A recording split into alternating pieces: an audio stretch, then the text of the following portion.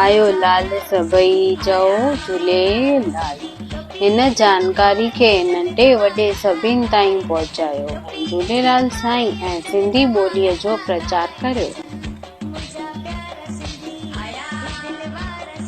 पंजे सवाल जो सही जवाब आहे ए। ठट्ठा नगर में अरबन जी तरफ़ां मिर्ख शाह शासन कंदो हो। सवाल 6 मिर्ख शाह कहिड़ी मान्यता वारा हुआ?